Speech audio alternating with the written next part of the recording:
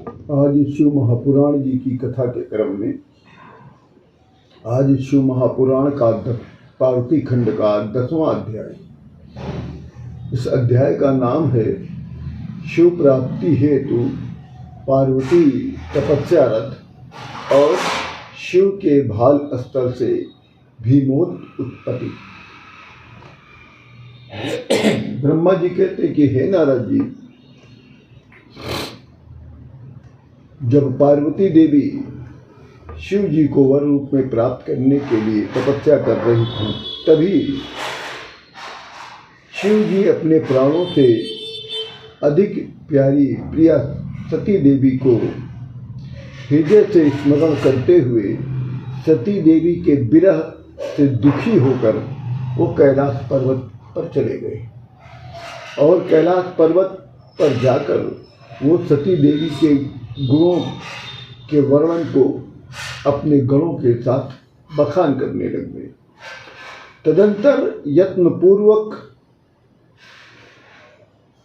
मन को समाहित कर दुख नाशक समाधि को लगाकर अपना विकार रहित आत्मस्वरूप को साक्षात्कार करने लगे। इस प्रकार निर्विकारी सदाशिव परब्रह्म स्थाणु होकर बहुत वर्षों तक समाधि में लीन हो गए।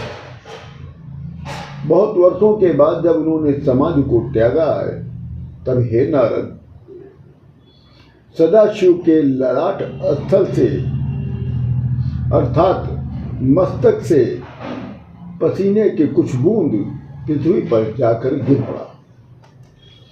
उस बूंद के गिरते ही एक बालक का प्राकट्य हुआ। उस बालक की 4 भुजाएं थी। उसका जो शरीर का वर्ण था अरुण के समान था। थोड़ी देर बाद वो बालक साधारण बालक के रूप में शिव जी के समीप जाकर वो रोने लग गया। तभी शंकर भगवान से भयभीत होकर पृथ्वी ने एक मनोहर स्त्री का रूप धारण कर लिया और उस बच्चे को अपना दूध पिलाने लगी और प्रेम पूर्वक उसके मस्तक को चूमने लगी। इस प्रकार पृथ्वी सत्य भाव से उस बालक की माता बन गई। तब शिव जी ने कहा कि हे पृथ्वी, तुम धन्य हो, तुम इस बालक का पालन पोषण करो। ये बालक मेरे श्रम से तुम्हारे में उत्पन्न हुआ है।